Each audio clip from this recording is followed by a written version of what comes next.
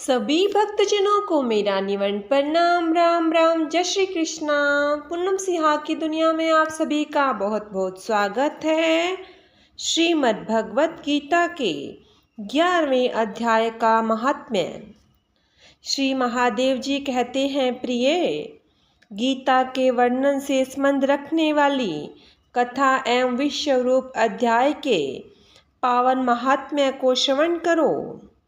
विशाल नेत्रों वाली पार्वती, इस अध्याय के महात्म्य का पूरा वर्णन नहीं किया जा सकता। इसके संबंध में सहस्त्रों कथाएं हैं।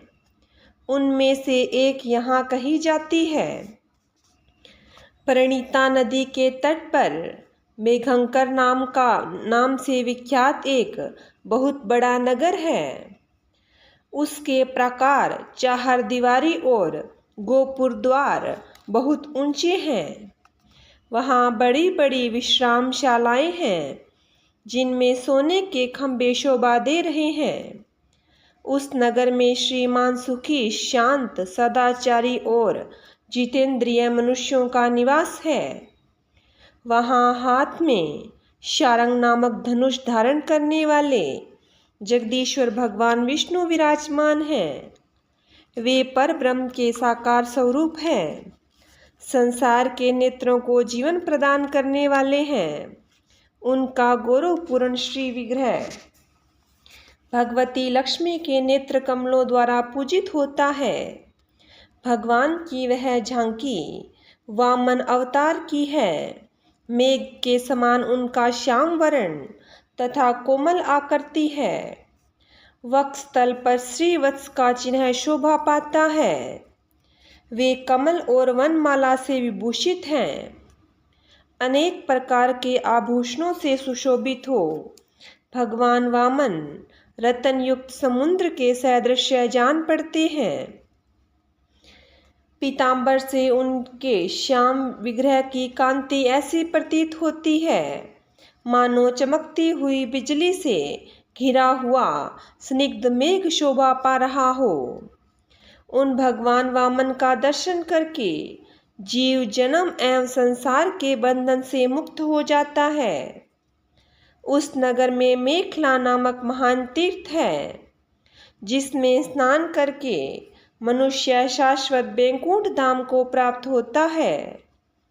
वहाँ जगत के स्वामी करुणा सागर भगवान नरसिंह का दर्शन करने से मनुष्य 7 जन्मों के किए हुए घोर पाप से छुटकारा पा जाता है। जो मनुष्य मेखला में गणेश जी का दर्शन करता है, वह सदा दुस्तर विघ्नों के भी पार हो जाता है। उसी मेघंकर नगर की शोभा। नगर में कोई श्रेष्ठ ब्राह्मण थे, जो ब्रह्मचार्य परायण, ममता और अहंकार से रहित, वेद शास्त्रों में प्रवीण, जितेंद्रिय तथा भगवान वासुदेव के शरणागत थे। उनका नाम सुनंद था। प्रिय, वे शारंग धनुष धारण करने वाले भगवान के पास गीता के 11वें अध्याय विश्वरूप दर्शन योग का पाठ किया करते थे। उस अध्याय के प्रभाव से उन्हें ब्रह्म ज्ञान की प्राप्ति हो गई थी।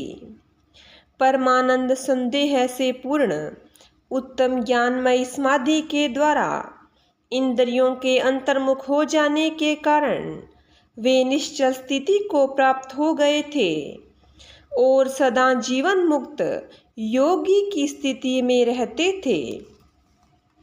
एक समय जब बृहस्पति सिंह राशि पर स्थित थे, महायोगी सुनंद ने गोदावरी तीर्थ की यात्रा आरंभ की। वे क्रमशः विरज तीर्थ, तारा तीर्थ, कपिला संगम, अष्ट तीर्थ, कपिला द्वार, नरसिंहवन, अंबिकापुरी तथा करस्थानपुर आदि क्षेत्रों में स्नान और दर्शन करते हुए विवाह मंडप नामक नगर में आए। वहाँ उन्होंने प्रत्येक घर में जाकर अपने ठहरने के लिए स्थान मांगा। परंतु कहीं भी उन्हें स्थान नहीं मिला। अंत में गांव के मुखिया ने उन्हें एक बहुत बड़ी धर्मशाला दिखा दी। ब्राह्मण ने साथियों सहित उसके भीतर जाकर रात में निवास किया। सवेरा होने पर उन्होंने अपने को तो धर्मशाला के बाहर पाया, किंतु उनके और साथी नहीं दिखाई दिए। वे उन्हें खोजने के लिए चले। इतने में ही ग्रामपाल मुखिया से उनकी भेंट हो गई। ग्रामपाल ने कहा, मुनि श्रेष्ठ, तुम सब प्रकार से दीर्घायु जान पड़ते हो। सौभाग्यशाली और पुण्यवान पुरुषों में तुम सबसे पवित्र हो। तुम्हारे भीतर कोई लोकोत्तर प्रभाव विद्यमान है। तुम्हारे साथी कहाँ गए और कैसे इस भवन से बाहर हुए, इसका पता लगाओ। मैं तुम्हारे सामने इतना ही कहता हूँ कि तुम्हारे जैसा तपस्वी मुझे दूसरा कोई नहीं दिखाई देता। विप्रवर, तुम्हें किस महामंत्र का ज्ञान है, किस विद्या का आश्रय लेते हो तथा किस देवता की दया से तुम्हें अलौकिक शक्ति आ गई है? भगवान, कृपा करके इस गांव में रहो। मैं तुम्हारी सब सेवा शुश्रूषा करूँगा। यूँ कहकर ग्रामपाल ने मुनीश्वर सुनंद को अपने गांव में ठहरा लिया। वह दिन रात बड़ी भक्ति से उनकी सेवा टहल करने लगा। जब 7-8 दिन बीत गए, तब एक दिन प्रातःकाल आकर वह बहुत दुखी हो महात्मा के सामने रोने लगा और बोला, हाय, आज रात में राक्षस ने मुझे भाग्यहीन के बेटे को चबा लिया। मुझ भाग्यहीन के बेटे को चबा लिया। मेरा पुत्र बड़ा ही गुणवान और भक्तिमान था। ग्रामपाल के इस प्रकार कहने पर योगी सुनंद ने पूछा, कहाँ है वह राक्षस और किस प्रकार उसने तुम्हारे पुत्र का भक्षण किया है? ग्रामपाल बोला, ब्राह्मण, इस नगर में एक बड़ा भयंकर नरभक्षी राक्षस रहता है।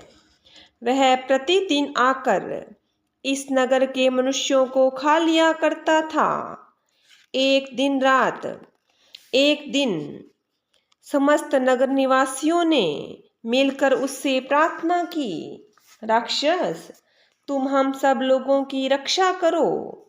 हम तुम्हारे लिए भोजन की व्यवस्था किए देते हैं। यहाँ 12 के जो पथिक रात में आकर नींद लेने लगे, उन्हें खा जाना।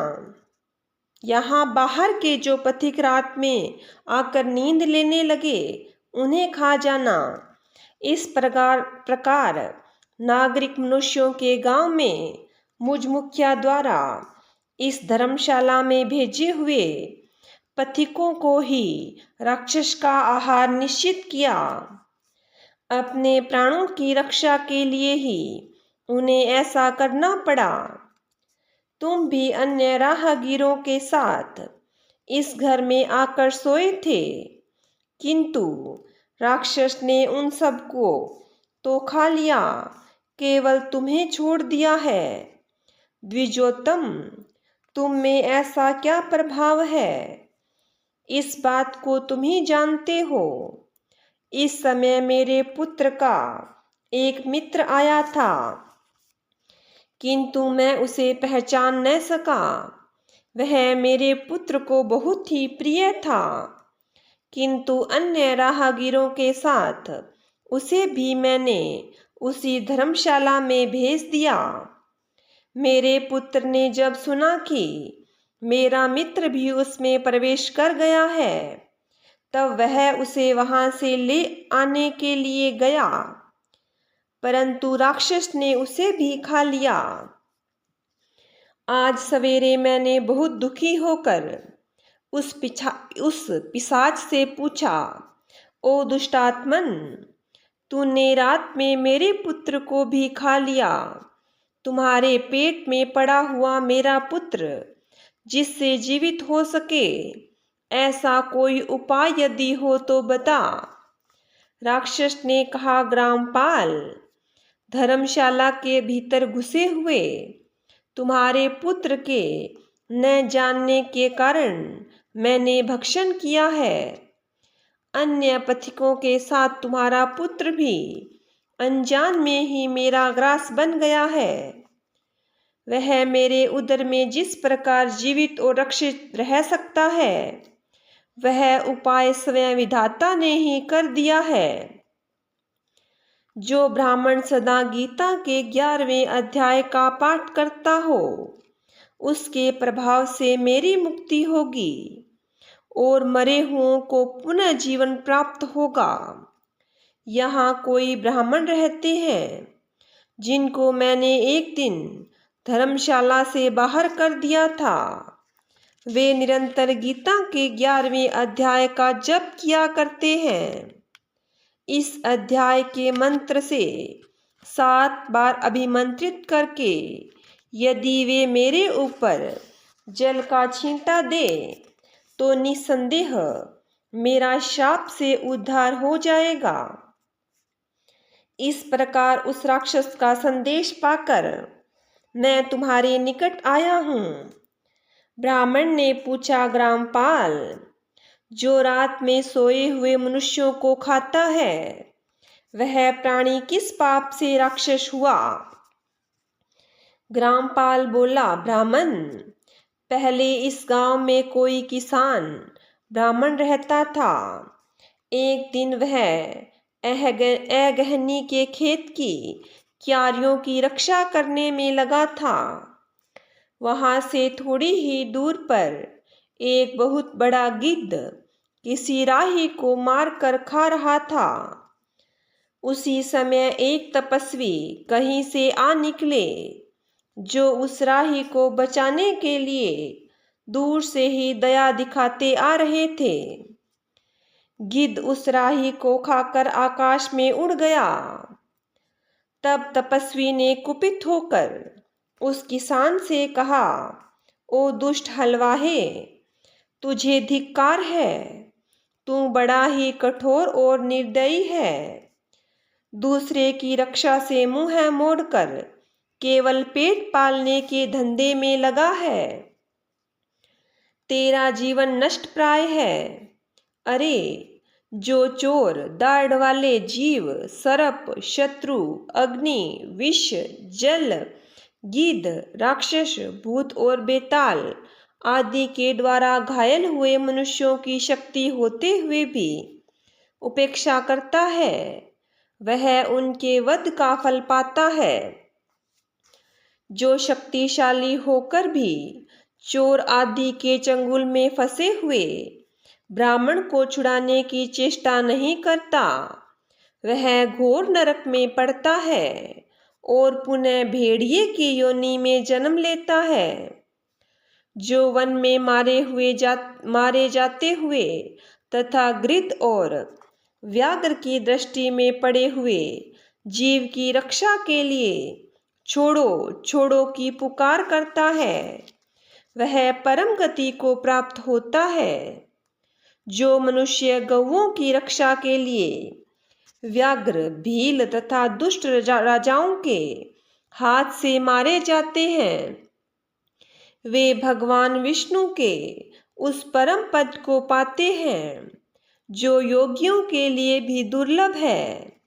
सहस्त्र अश्वमेघ और 100 वाजपेय यज्ञ मिलकर शरणागत रक्षा के 16वीं कला के बराबर भी नहीं हो सकते।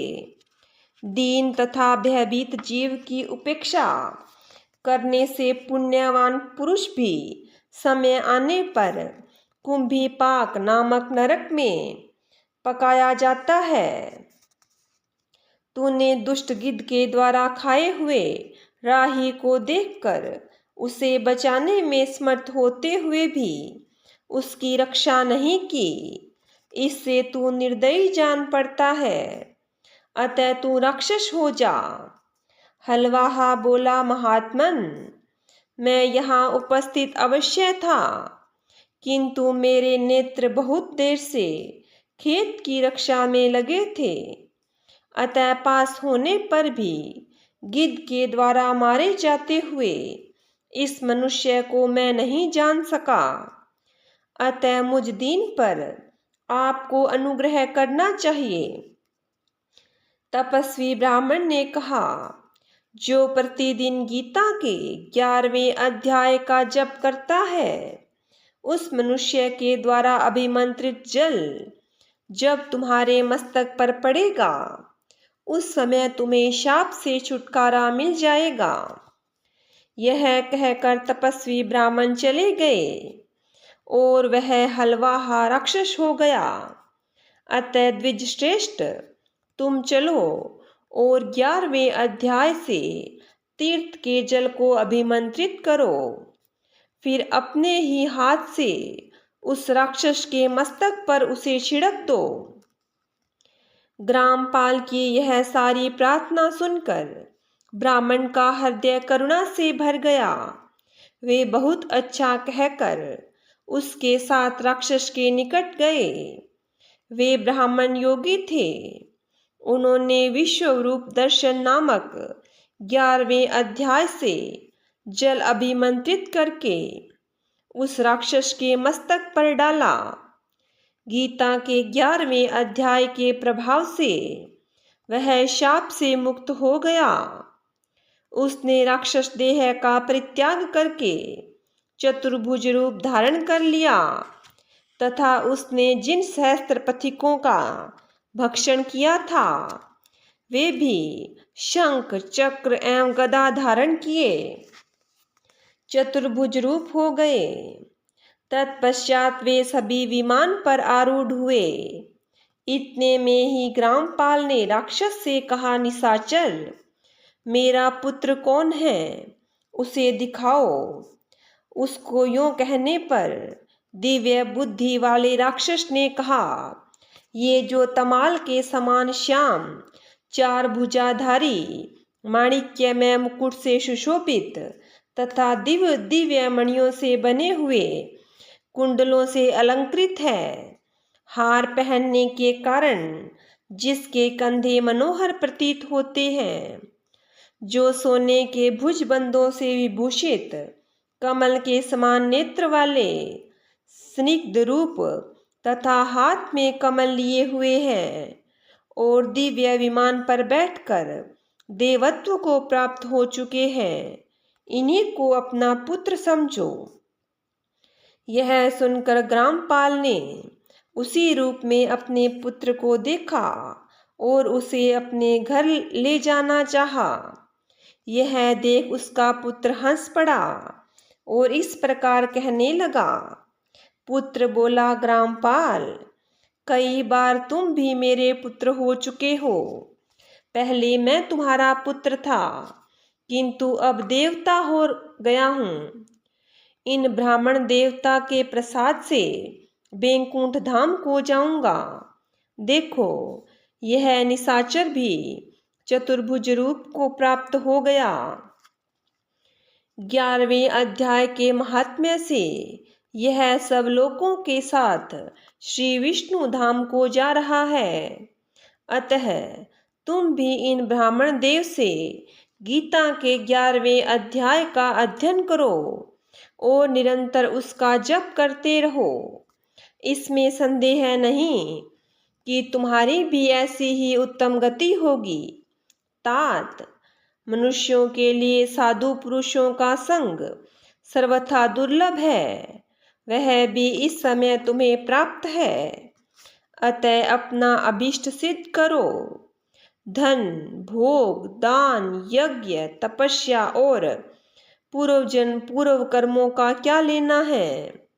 विश्व रूपाध्याय के पाठ से ही परम कल्याण की प्राप्ति हो जाती है। पूर्णानंद संदोह स्वरूप श्री कृष्ण नामक ब्रह्म के मुख से कुरुक्षेत्र में अपने मित्र अर्जुन के प्रति जो अमृत में उपदेश निकला था वही श्री विष्णु का परम तात्विक रूप है।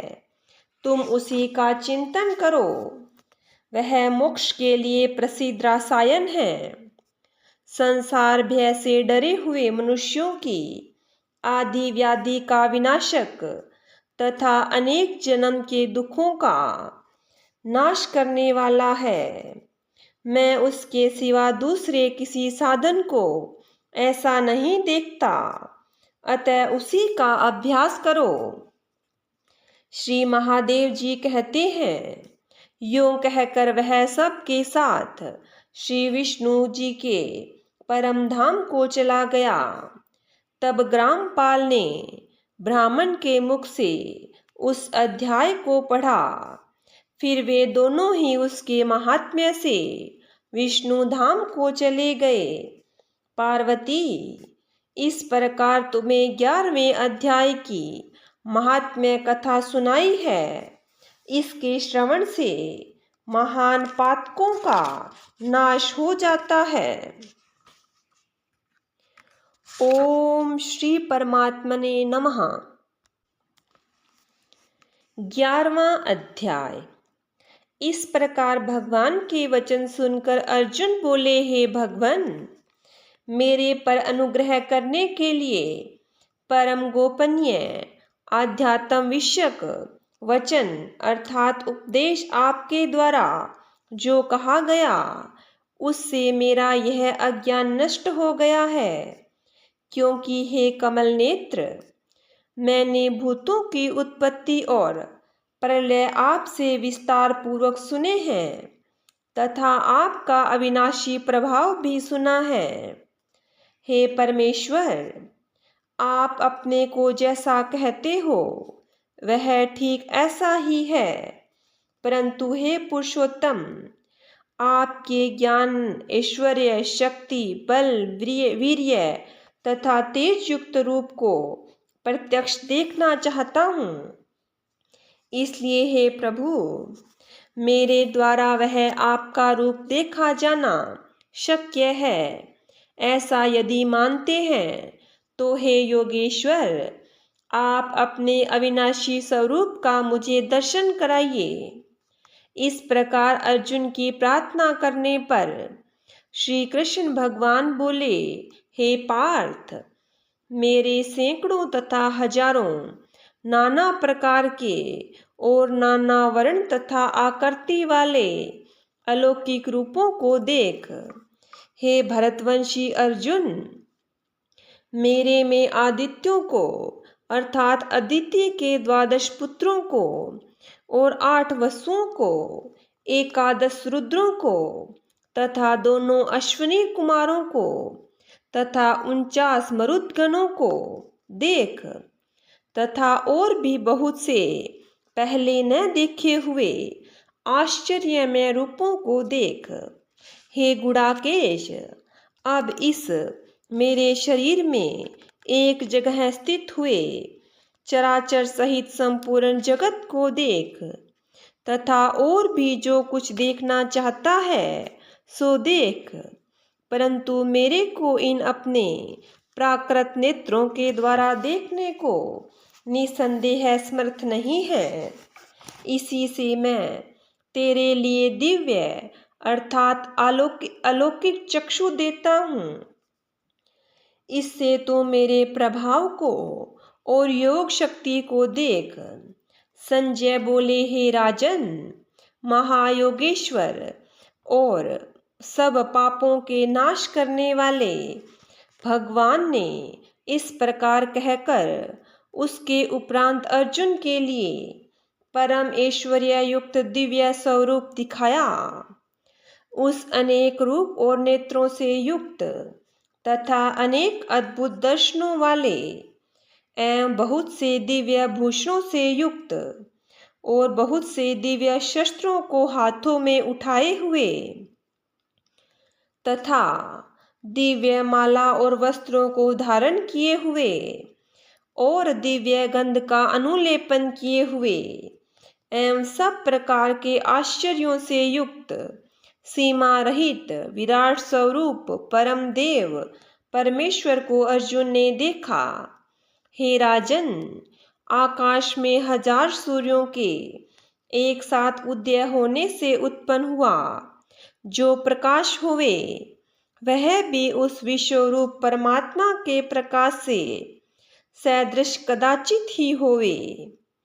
ऐसा आश्चर्यमय रूप को देखते हुए पांडुपुत्र अर्जुन ने उस काल में अनेक प्रकार से विभक्त हुए, अर्थात पृथक पृथक हुए संपूर्ण जगत को देखा। उस देवों के देव श्री कृष्ण भगवान के शरीर में एक जगह स्थित देखा। उसके अनंतर वह आश्चर्य से युक्त हुआ। हर्षित रोमों वाला अर्जुन विश्वरूप परमात्मा को श्रद्धा भक्ति सहित सिर से प्रणाम करके हाथ जोड़े हुए बोला, हे देव, आपके शरीर में संपूर्ण देवों को तथा अनेक भूतों के समुदायों को और कमल के आसन पर बैठे हुए ब्रह्मा को तथा महादेव को और संपूर्ण ऋषियों को तथा दिव्य सर्पों को देखता हूँ। हे संपूर्ण विश्व के स्वामिन, आपको अनेक हाथ, पेट, मुख और नेत्रों से युक्त तथा सब ओर से अनंत रूपों वाला देखता हूँ। हे विश्वरूप, आपके न अंत को देखता हूँ और न मध्य को और न आदि को देखता हूँ।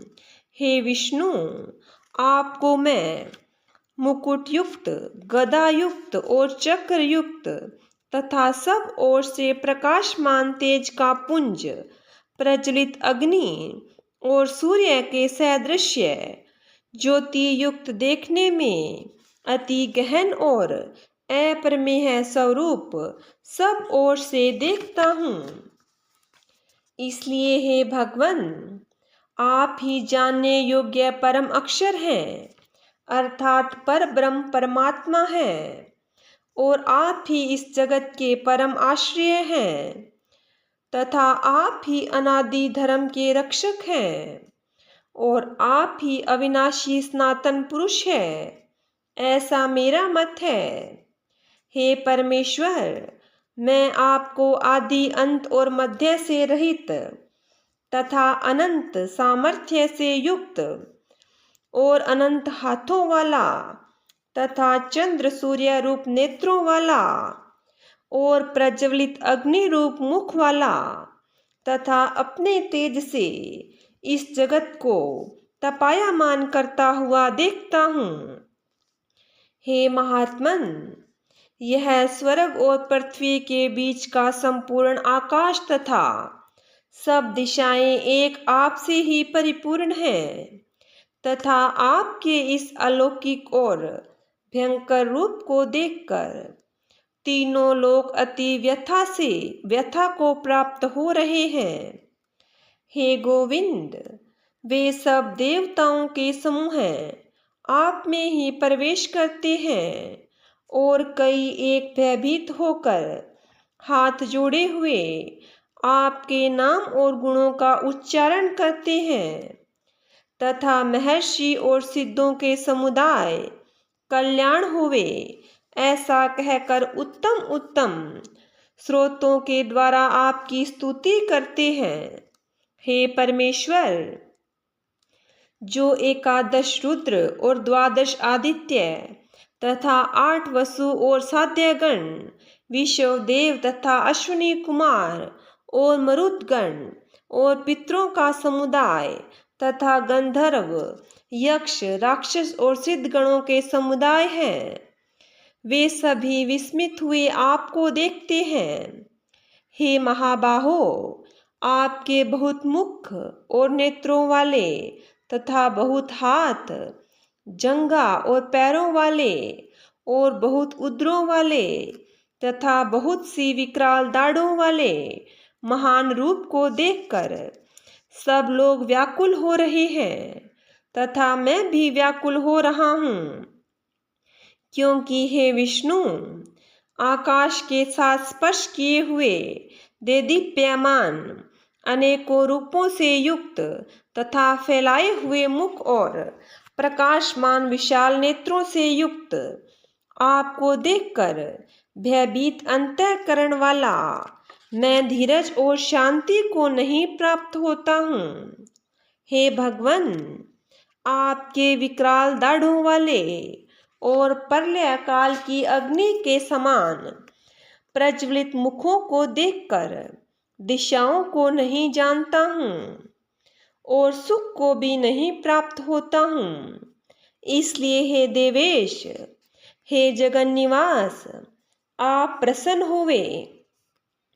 मैं देखता हूँ कि वे सभी धृतराष्ट्र के पुत्र राजाओं के समुदाय सहित आप में प्रवेश करते हैं और भीष्म पितामह, द्रोणाचार्य और वह कर्ण और हमारे पक्ष के भी प्रधान योद्धाओं के सहित सब के सब वेग युक्त हुए आपके विकराल दाढ़ों वाले भयानक मुखों में प्रवेश करते हैं और कई एक चूर्ण हुए सिरों सहित अपने आपके दांतों के बीच में लगे हुए दिखते हैं।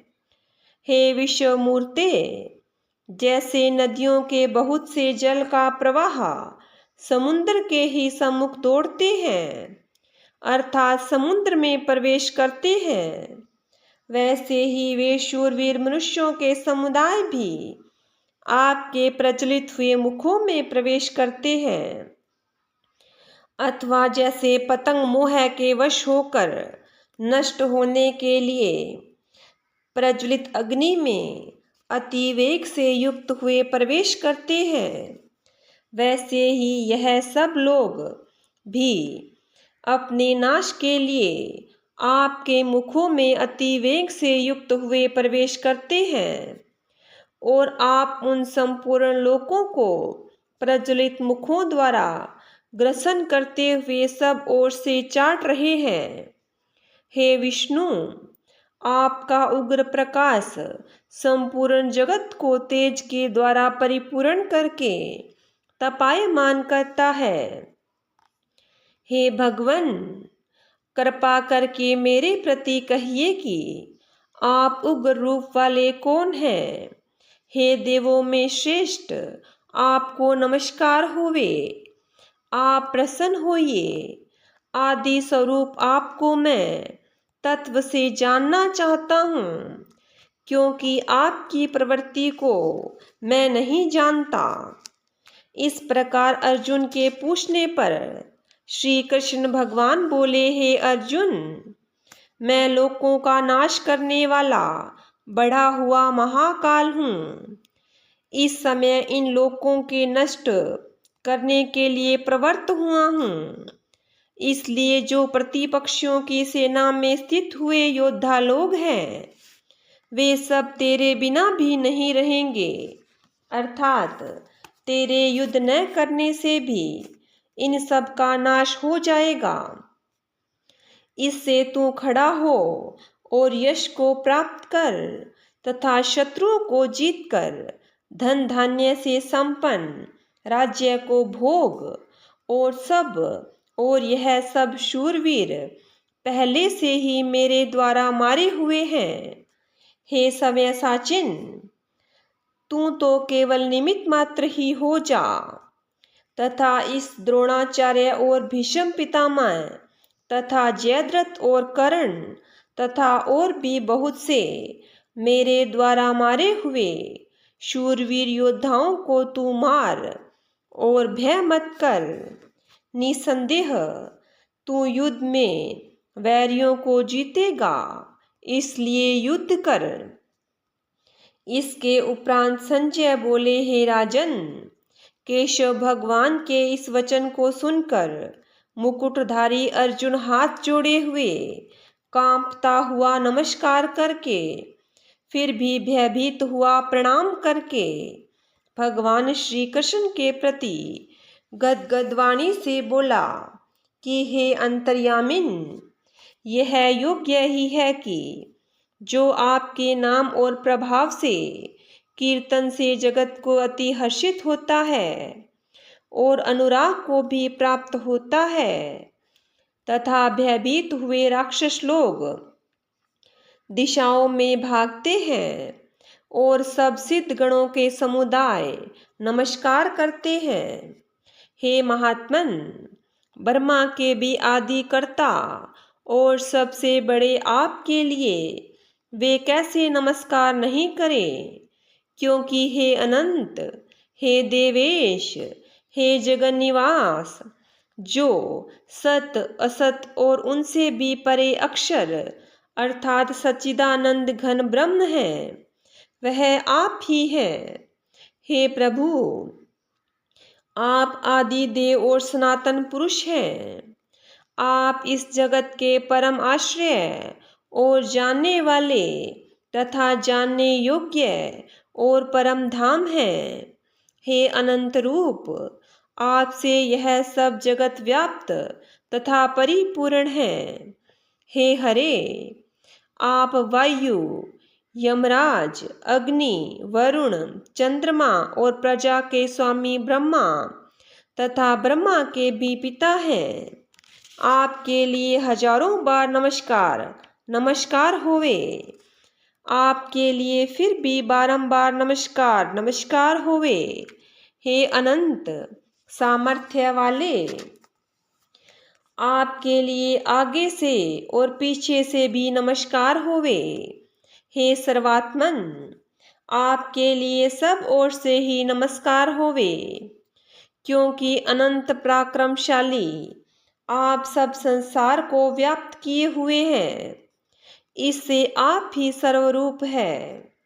हे परमेश्वर, सखा ऐसे मानकर आपके इस प्रभाव को न जानते हुए मेरे द्वारा प्रेम से अथवा प्रमाद से भी, हे कृष्ण, हे यादव, हे सखे, इस प्रकार जो कुछ हठपूर्वक कहा गया है, और हे अच्युत, जो आप हंसी के लिए विहार, शैया, आसन और भोजन आदिकों में अकेले अथवा उन सखाओं के सामने भी अपमानित किए गए हैं, वह सब अपराध अप्रमेय स्वरूप अर्थात अचिंत्य प्रभाव वाले आपसे मैं क्षमा कराता हूँ।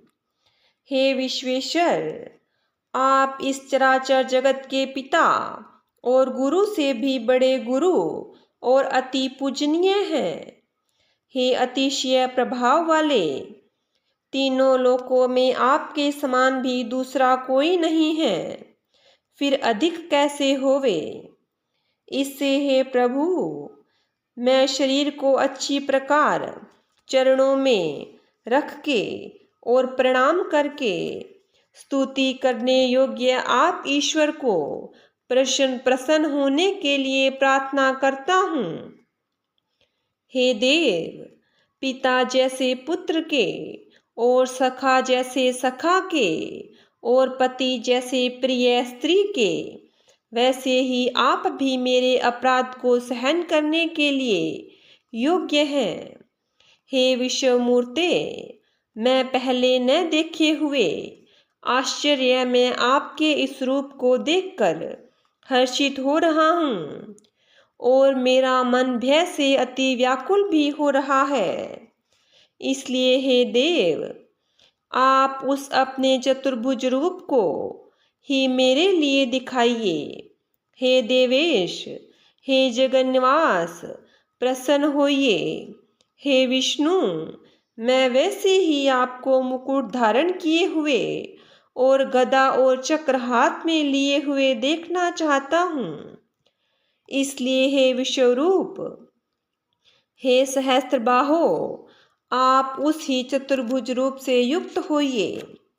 इस प्रकार अर्जुन की प्रार्थना को सुनकर श्री कृष्ण भगवान बोले, हे अर्जुन, अनुग्रह पूर्वक मैंने अपनी योग शक्ति के प्रभाव से यह मेरा परम तेजोमय, सबका आदि और सीमा रहित विराट रूप तेरे को दिखाया है, जो कि तेरे सिवा दूसरे से पहले नहीं देखा गया।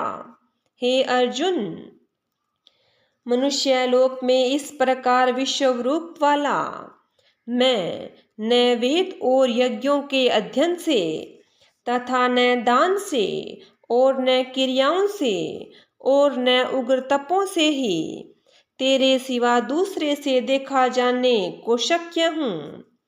इस प्रकार मेरे इस विकराल रूप को देखकर तेरे को व्याकुलता न होवे और मूढ़ भाव भी न होवे और भय रहित प्रीति युक्त मन वाला तू उस ही मेरे इस शंख चक्र गदा पद्म सहित चतुर्भुज रूप को फिर देख।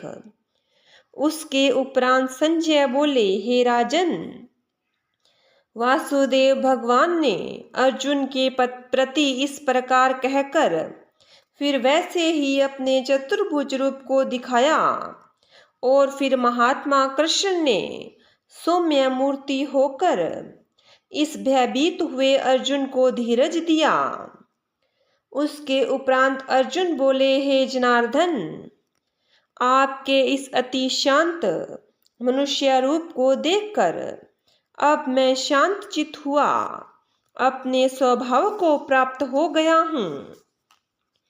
इस प्रकार अर्जुन के वचन को सुनकर श्री कृष्ण भगवान बोले, हे अर्जुन, मेरा यह चतुर्भुज रूप देखने को अति दुर्लभ है कि जिसको तुमने देखा है, क्योंकि देवता भी सदा इस रूप के दर्शन करने की इच्छा वाले हैं।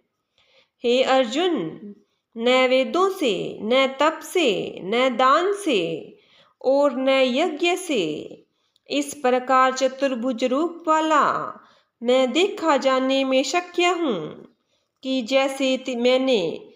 जैसे मेरे को तुमने देखा है। परंतु हे श्रेष्ठ तप वाले अर्जुन, अनन्य भक्ति करके तो इस प्रकार चतुर्भुज रूप वाला मैं प्रत्यक्ष देखने के लिए और तत्व से जानने के लिए तथा प्रवेश करने के लिए अर्थात एक ही भाव से प्राप्त होने के लिए भी शक्य हूँ।